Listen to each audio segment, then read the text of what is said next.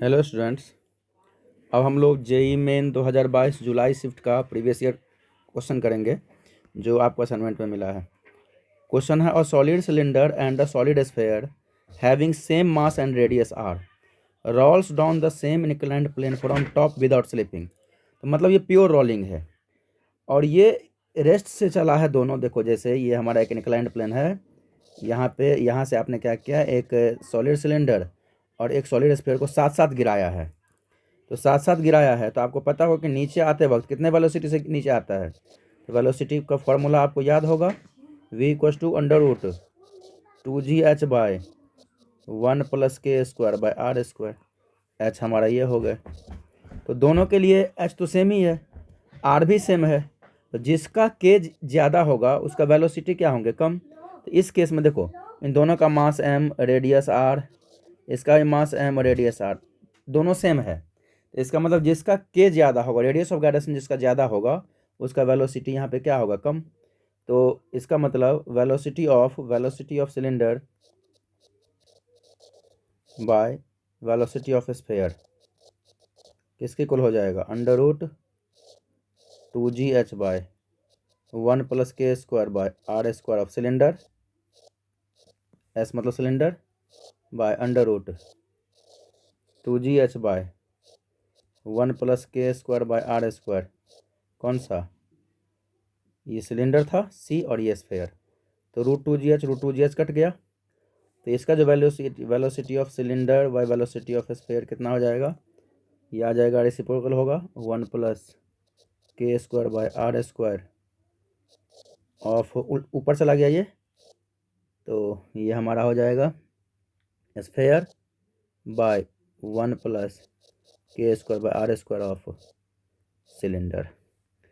तो ये अब सबसे बड़ी बात है रेडियस ऑफ गायरेशन निकालना। तो रेडियस ऑफ गायरेशन हमारा क्या होता है, under root I by M.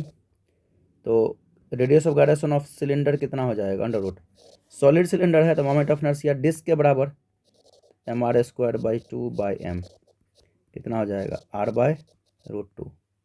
इसीलिए के स्क्वायर ऑफ सिलेंडर कितना हो जाएगा, आर स्क्वायर बाई 2। अच्छा, के ऑफ स्फीयर हमारा क्या हो जाएगा, under root I moment of inertia of sphere, solid sphere का मोमेंट ऑफ इनर्शिया कितना हो जाएगा, 2/5 M R square upon mass कितना है m, तो कितना हो जाएगा 2/5 आर स्क्वायर रूट में। तो के एस स्क्वायर कितना आ जाएगा, 2/5 आर स्क्वायर। ये कहानी आपको पता चल गया। वैल्यू डाल दो यहाँ पे, तो कितना आ जाएगा, ये V C by V S कितना हो जाएगा, अंडर रूट 1 प्लस स्फीयर का के स्क्वायर कितना था, स्फीयर का के स्क्वायर, स्फीयर का कितना था 2/5 आर स्क्वायर। तो 1 plus 2/5 R square by upon R square, small R ले लो या कैपिटल आर जो भी ले लो। तो यहाँ पे आपने हर जगह कैपिटल आर लिया है तो यहाँ भी कैपिटल आर ही रख दो, तो आपको दिक्कत नहीं होगी काटने उठने में। तो यहाँ भी कैपिटल आर रखो ताकि कैलकुलेशन करने में दिक्कत ना हो। तो ये भी r² by r² by 1 plus solid, ये सिलेंडर का के कितना है हमारा, r² by 2, 1 plus r² by 2 upon r², r² ये और ये कट गया, 5 और 2 7/5 बाय अंडर रूट 3/2। तो इधर 7 दूना 14 कितना हो जाएगा, रूट 14 बाय रूट 5 दिया, ये 5 है और ये 3 है 15। तो ये हमारा अंडर रूट 14/15 इसका आ जाएगा। तो रूट 14/15 कौन सा ऑप्शन है हमारा, डी ऑप्शन। तो कोई इसमें रॉकेट साइंस था नहीं, बहुत सिंपल था। जिसको ये पता होगा कि जब भी किसी ऑब्जेक्ट को आप इंक्लाइंड प्लेन पे रोलिंग करवाते हो, प्योर रोलिंग, तो नीचे आने वक्त उसका जो वेलोसिटी होगा वो under root 2gh 1 plus K square by R square होगा। अब वैसे भी आप ये ट्रांसलेटरी मोशन में भी यदि कोई ऑब्जेक्ट ऊपर से नीचे गिरता है तो ग्राउंड के साथ स्ट्राइकिंग वेलोसिटी क्या होता है, under root 2gh। Translatory motion में अंडर रूट 2gh, और रोटेटरी मोशन में कोई चीज़ रोल करते हुए इंक्लाइन प्लेन से नीचे आए तो उस केस में वेलोसिटी हमारा क्या हो जाएगा, under root 2gh upon 1 plus K square by R square. तो बस इस बात को आप ध्यान रखेंगे तो आपको दिक्कत नहीं आएगा, ये फार्मूला याद रहेगा। तो फार्मूला सेट मैंने आप लोगों को पहले ही सेंड कर दिया है। अब देखो बच्चों नेक्स्ट क्वेश्चन है, नेक्स्ट क्वेश्चन हमारा, disc of mass 1 kg and radius r is free of rotate about horizontal axis. अच्छा, passing through its centre and perpendicular to plane of disc. अच्छा, अब बॉडी ऑफ सेम मास, देखो यहाँ पे कहानी है, पहले सबसे पहले आप डिस्क बनाओ। ये डिस्क है हमारा, ये इस एक्सिस के अबाउट, ये एक्सिस कहाँ से पास कर रहा है, perpendicular to plane of disc और सेंटर ऑफ मास से पास कर रहा है। इसके अबाउट ये फ्री टू रोटेट कर सकता है। इस डिस्क का मास मैंने मान लिया m और रेडियस मैंने मान लिया r, जो दे रखा है। m हमारा 1 kg है। सेम मास का एक बॉडी जो है हमारा हाईएस्ट पॉइंट पे पहले फिक्स है। सेम मास का एक ऑब्जेक्ट जो है हाईएस्ट पॉइंट पे फिक्स है और सिस्टम को रिलीज कर दिया गया, और फिर ये जब ये m मास लुढ़कते हुए यहाँ पहुँचा तो कह रहा है कि उसका एंगुलर स्पीड कितना हो जाएगा, तो उसका एंगुलर स्पीड क्या हो जाएगा। तो सबसे पहले ये बात देखो, जब ये m मास का बॉडी लुढ़केगा इधर, तो जब m मास का बॉडी नीचे आएगा तो डिस्क भी घूमेगा, और ये m मास का बॉडी भी इस ओरिजिन सेंटर ऑफ मास के अबाउट घूम रहा है, डिस्क के सेंटर ऑफ मास के अबाउट घूम रहा है। तो जब ये m मास बिल्कुल नीचे आएगा तो ये क्या लूज करेगा, अपना पोटेंशियल एनर्जी लूज करेगा, पोटेंशियल एनर्जी लूज करेगा। और वही पोटेंशियल एनर्जी किस में कन्वर्ट हो जाएगा, kinetic energy of disc plus kinetic energy of m mass. तो पोटेंशियल एनर्जी कितना लूज किया, ये mg इंटू, ये यहाँ से लेकर यहाँ तक कितना डिस्टेंस है 2r, mg इंटू 2r किसके इक्वल हो जाएगा, kinetic energy of disc half I omega square of disc plus half I omega square of ये जो बॉडी है, पार्टिकल जो है, क्या माने हो आप, बॉडी। फिजिक्स यही है, ख़त्म हो गया कहानी फिजिक्स का, अब जो मैथमेटिक्स है। तो ये हमने एनर्जी कंजर्वेशन से किया है कि जितना पोटेंशियल एनर्जी लूज करेगा वो काइनेटिक एनर्जी में कन्वर्ट हो जाएगा डिस्क प्लस बॉडी का। आप इसको वर्क एनर्जी थ्योरम से भी कर सकते हो, change in kinetic energy equals to work done by all kind of force, वहाँ से भी सेम हो जाएगा ये। तो चलो यहाँ पे, तो mg इंटू 2r, तो 2mgr इक्वल्स टू क्या होगा, डिस्क का मोमेंट ऑफ इनर्शिया कितना होता है mr square by 2 into omega square, और नीचे में 1/2 है तो डायरेक्ट यहाँ पे 4 लिख दिया, रहने दो 1/2 ही लिख देता हूँ ताकि आपको समझने में दिक्कत ना हो, प्लस 1/2 इंटू ये जो m मास का पार्टिकल घूमते हुए आया है सेंटर ऑफ मास के अबाउट, डिस्क के अबाउट, इसका मोमेंट ऑफ इनर्शिया कितना होगा, ये डिस्क्रीट पार्टिकल हो गए डिस्क के about, m into R square, m into R square into omega square. दोनों का एंगुलर वेलोसिटी सेम होगा ना, तो यहाँ पे मैंने कर दिया यहाँ पे। तो यहाँ पे देखो कहानी, तो 2mgr, आर स्मॉल ले लो क्योंकि यहाँ पे कैलकुलेशन में स्मॉल लिए हैं। 2mgr हमारा क्या हो जाएगा, यहाँ पे देखो mr स्क्वायर बाई 2 दोनों में है, तो mr स्क्वायर बाई 2 कॉमन लो, तो अंदर और साथ में ओमेगा स्क्वायर भी है ना, ओमेगा स्क्वायर कॉमन लो, तो 1/2 और प्लस 1, तो m से m कट गया, r से एक पावर कट गया, तो यहाँ से क्या बच गया हमारा, यहाँ पे कट गए 2g इक्वल्स टू क्या होगा, r omega square by 2, 1/2 plus 1 कितना होगा 3/2, तो कितना हो जाएगा 3 ओमेगा स्क्वायर r बाई 2 टू जा 4, तो ओमेगा ही तो चाहिए आपको, तो 4 टू जा 8g बाई 3r, यही हमारा ओमेगा स्क्वायर है। तो ओमेगा हमारा क्या हो गए under root 8g by 3r, तो अंडर रूट 8g का वैल्यू लिखो 10 बाई 3r, तो कितना हो जाएगा अंडर रूट 80/3r, ये हमारा ओमेगा आया। तो 80 मतलब क्या हो जाएगा हमारा, 80 मतलब क्या हो जाएगा, तो बच्चों यहाँ पर रूट 80 जो होगा वो कितना हो जाएगा 4√5/3r, तो 4√5/3r।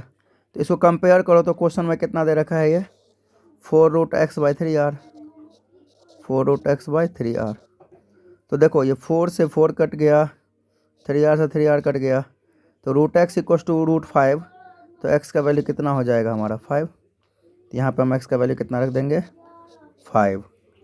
अब देखो नेक्स्ट क्वेश्चन है हमारा, the radius of gyration of cylindrical rod about an axis of rotation perpendicular to its length and passing through centre of mass will be. तो एक हमारा सिलेंड्रिकल रॉड है इस तरीके से, तो इसका सेंटर ऑफ मास से ये हमारा एक्सिस ऑफ रोटेशन है और लेंथ पे परपेंडिकुलर है, यही हमारा एक्सिस ऑफ रोटेशन है। तो इसका इस एक्सिस ऑफ रोटेशन के अबाउट मोमेंट ऑफ इनर्शिया कितना होता है रॉड का, ml²/12। अच्छा, तो रेडियस ऑफ गायरेशन के हमारा क्या होता है बच्चों, √I/m। कितना हो जाएगा, √I कितना है, ml²/12/m। m से m कट गया, तो l²/12। तो यहाँ पे क्या हो जाएगा, l²/12 मतलब क्या, l²/12 बचा रूट में, तो मतलब क्या l√1/12। तो ये कितना हो जाएगा, l/2√3। √12 कितना होता है, 2√3। तो ये हमारा रेडियस ऑफ गायरेशन आ गया। और लेंथ ऑफ रॉड है हमारा 10√3, l के जगह पे 10√3/2√3। तो ये √3 कट गया और ये 5 से कट गया। तो इसका रेडियस ऑफ गायरेशन कितना आ गया, के हमारा आ गए 5। तो यहाँ पे के का वैल्यू कितना हो जाएगा हमारा 5। अब नेक्स्ट क्वेश्चन करेंगे बच्चों हम लोग। अ पुली ऑफ रेडियस 1.5 मीटर। एक पुली है, पुली हमारा किसकी तरह बिहेव करता है, डिस्क की तरह। इसका रेडियस कितना है हमारा, आर हमारा होगा 1.5 मीटर। और इस पे जो फोर्स लग रहा है टेंजेंशियली, तो फोर्स कितना लग रहा है यहाँ पे टेंजेंशियली, तो यहाँ पे फोर्स लग रहा है, तब फोर्स का वैल्यू कितना है हमारा 12t - 3t² न्यूटन, ये फोर्स है हमारा। तो moment of inertia of pulley about its axis of rotation, moment of inertia जो है, अच्छा मास कितना दे रखा है पुली का 4.5 kg। ये मोमेंट ऑफ इनर्शिया दे रखा है, सॉरी मोमेंट ऑफ इनर्शिया कितना है 4.5 kg मीटर स्क्वायर, आई दे रखा है। और नंबर ऑफ रोटेशन जो हमारा है एंड नंबर ऑफ रोटेशन कितना हमारा k/π। तो कह रहा है कि द वैल्यू ऑफ के बताओ कितना हो जाएगा। तो नंबर ऑफ रोटेशन, रोटेशन मतलब क्या, थीटा दे रखा है। तो अब यहाँ पे देखो,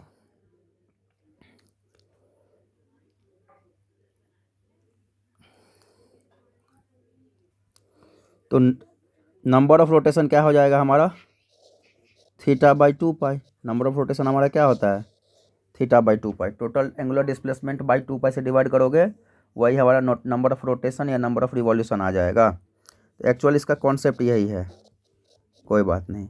अब सॉल्व करो। तो टॉर्क दे रखा है, टॉर्क इक्वल टू हमारा क्या होता है बच्चों I alpha, torque equal to I alpha. और टॉर्क हमारा क्या होता है F into R, force into perpendicular distance. तो अल्फ़ा इक्वल टू हमारा क्या हो जाएगा, alpha equal to F into R by I, F into R by I. अब यहाँ पे देखो फोर्स कितना है हमारा 12t - 3t²। और आर कितना है हमारा यहाँ पे, आर का वैल्यू जो है 1.5 metre into 1.5 by moment of inertia कितना है हमारा 4.5। तो ये कट गया हमारा 3 से। अब इसको अल्फ़ा हमारा क्या हो जाएगा बोलो 12t/3 - 3t²/3, अलग अलग कर दिए 4 से। तो कितना गया ये 4t - t²। अल्फ़ा हमारा कितना होगा 4t - t²। अब आपको थीटा चाहिए ना, तो थीटा कैसे निकालोगे, अल्फ़ा टाइम का फंक्शन है। तो अल्फ़ा हमारा क्या होता है बच्चों d⍵/dt। यहाँ से ओमेगा निकालो, फिर ओमेगा होता है dθ/dt, वहाँ से थीटा निकालो। तो यहाँ से ओमेगा निकाल दो, तो d⍵ हमारा क्या होगा अल्फ़ा dt। तो 4t - t² इंटू dt। तो ओमेगा क्या हो जाएगा integration of 4t dt - t² dt का इंटीग्रेशन। तो ओमेगा इक्वल टू हमारा क्या होगा 4t dt का इंटीग्रेशन क्या हो जाएगा 4t dt का इंटीग्रेशन t² माइनस t² का t³ ये 2 से कट गया। ओमेगा इक्वल टू क्या होगा 2t² - t³। और ओमेगा हमारा क्या होता है dθ/dt, इसीलिए dθ हमारा क्या हो जाएगा ओमेगा dt। तो 2t² dt minus T cube by 3 D T. तो थीटा हमारा क्या आ जाएगा, integration of 2t² dt minus integration of T cube by 3 dt। तो यहाँ पे इंटीग्रेशन का काम रह गया। थीटा इक्वस टू 2 बाहर निकालो, t² का integration T cube by 3 minus 1/3 बाहर निकालो, टी क्यू का इंटीग्रेशन t4/4। तो 2t³ माइनस t4/4 12। यही थीटा आ गया हमारा, यही थीटा हमारा आ गया। अब यहाँ पे देखो क्वेश्चन में टाइम दे रखा है, क्या टाइम यहाँ पे दे रखा है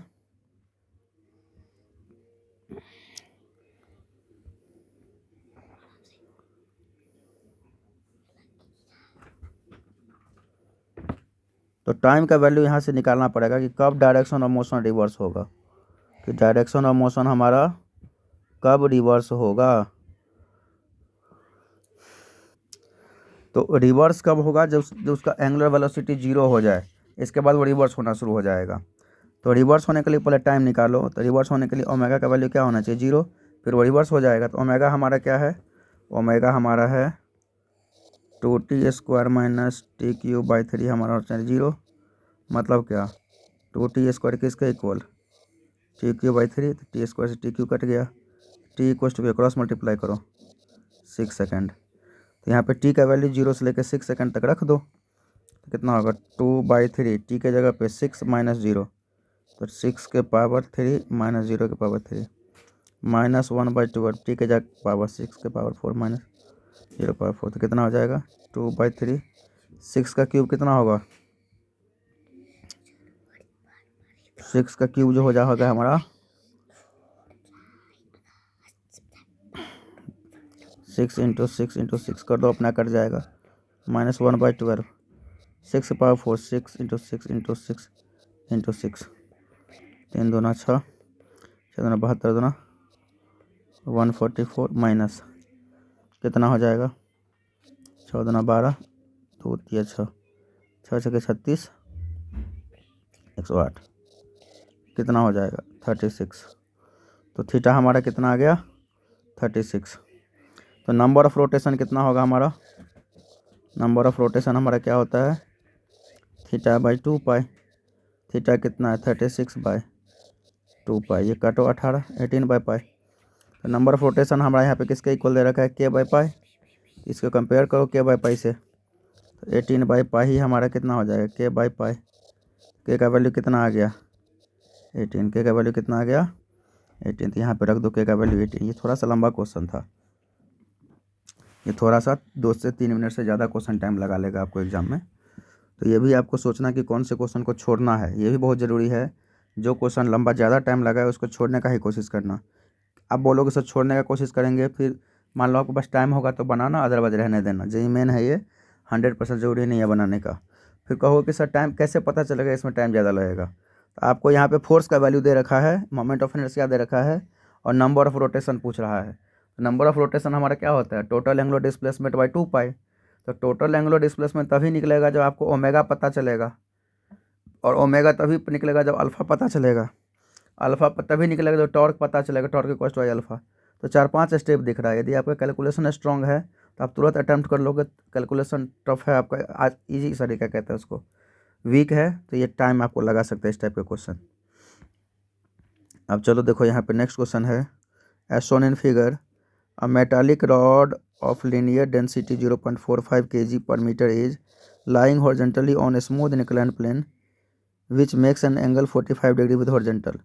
The minimum current flowing in rod required to keep it stationary. अच्छा, तो देखो यहाँ पे स्टेशनरी होने के लिए क्या होना पड़ेगा, गौर से देखो। इसके जो नीचे लगने वाला फोर्स होता होगा mg sin theta, incline plane है ना, mg sin थीटा जो होना चाहिए वो किसके द्वारा बैलेंस होना चाहिए। नीचे जो mg sin थीटा जो हमारा लग रहा है वो किसके द्वारा बैलेंस होना चाहिए, मैग्नेटिक फोर्स के द्वारा। मैग्नेटिक फोर्स क्या होता है, करंट कैरिंग वायर की वजह से, ILB। तो ILB किधर लग जाएगा, गौर से देखो यहाँ पे मैग्नेटिक फील्ड जो है हमारा वर्टिकल है, मैग्नेटिक फील्ड हमारा है ऊपर, मैग्नेटिक फील्ड है ऊपर, करंट है ऐसे। तो मैग्नेटिक फोर्स क्या होगा IL क्रॉस B। तो IL क्रॉस B में डायरेक्शन देखोगे तो मैग्नेटिक फोर्स हमारा इधर लग जाएगा, इधर ILB, तो ये 45 डिग्री, तो इधर ये कंपोनेंट हमारा क्या हो जाएगा, ILB cos 45 डिग्री। तो इक्विलिब्रियम के लिए mg sin 45 डिग्री किसके इक्वल होना चाहिए, ILB cos 45 डिग्री। अभी अभी आप रिसेंटली आपने मैग्नेटिक फोर्स पढ़ा है, तो देखो ना, आप इंडेक्स फिंगर रखो फील्ड के अलॉन्ग, मिडिल फिंगर को करंट के अलॉन्ग खोलो, तो फोर्स हमारा थंब जो है वो इधर ही लगा ILB, तो ILB cos 45 डिग्री इस इंक्लाइन पॉइंट के अलॉन्ग।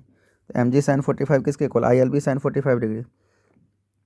तो अब यहाँ पे देखो mg मास दे रखा है, क्या यहाँ पे मास दे रखा है आपका 0.45, g का वैल्यू कितना रखोगे, 10 रख लो, sin 45 1/√2 इक्वल्स टू करंट कितना दौड़ रहा है यहाँ पे, करंट दौड़ रहा है यहाँ पे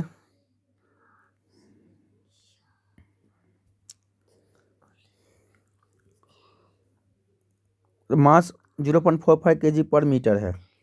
कोई बात नहीं, बाद में रखते हैं, इसका वैल्यू रहने दो। तो क्या पूछ रहा है यहाँ पे, पूछ रहा है यहाँ पे करंट का वैल्यू, तो I इक्वल्स टू हमारा क्या हो जाएगा, mg sin 45 degree by LB cos 45 degree. तो mass per unit length, linear mass density दे रखा है आपका कितना, 0.45, जी का value 10, sin 45 1/√2 by magnetic field कितना दे रखा है 0.15 टेस्ला, और cos 45 1/√2, ये और ये कट गया, ये 3 से कटा, 3 10 जा 30, तो करंट कितना आ गया 30 एम्पेयर, ऑप्शन ए। ये आपको एससी वर्मा से मिलता जुलता क्वेश्चन है। इस टाइप का क्वेश्चन आप लोगों को थोड़ा सा कराया भी है, ये आपके नोट में भी मिल जाएगा। ये नोट मैंने 2018 में लिखा है, और सेम क्वेश्चन आपको आ गया रिपीट। ये जो मेरा नोट लिखा हुआ है, हैंड रिटन नोट, आप लोग को क्लास में जो करवाए हैं क्वेश्चन, ये सेम क्वेश्चन है इंक्लाइन प्लेन वाला। ये 2018 का नोट है, और 2022 में सेम क्वेश्चन पूछ लिया है। चलो, अब नेक्स्ट क्वेश्चन है हमारा कि टॉर्क, हमारा टॉर्क ऑफ फोर्स, फोर्स दे रखा है हमारा कितना, F equals to 5I + 3J - 7K, और पोजीशन वेक्टर हमारा क्या है 2I + 2J + K। तो टॉर्क हमारा क्या होता है R क्रॉस F, कॉन्सेप्ट है या मैथमेटिक्स लगाओ, तो यहाँ पे लिखोगे IJ K +- R कितना है 5 3 - 7, सॉरी 5 3 - 7 नहीं है, 2 2 1 है, और F कितना है 5 3 - 7 ये।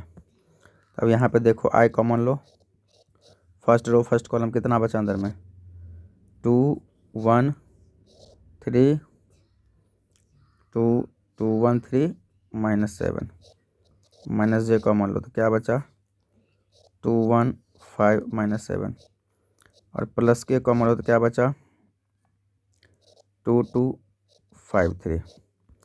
अब देखो यहाँ पे क्या करना है आपको, I को I के साथ, इसको इसके साथ मैं सब ऐड करके मल्टीप्लाई करके सब्ट्रैक्ट कर दो, तो 7 दूना -14 -3 -J -14 -5 प्लस के 6 -10, कितना आ जाएगा -17I minus plus 14 5 19J plus और -4K, तो -17I + 19J -4K, कौन सा ऑप्शन सी।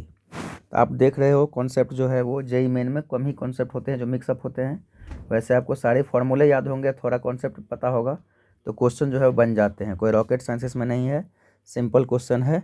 आप प्रैक्टिस कर लो, बस आपको सब कुछ पता है, खाली प्रैक्टिस करते रहो, आपका एग्ज़ाम निकल जाएगा।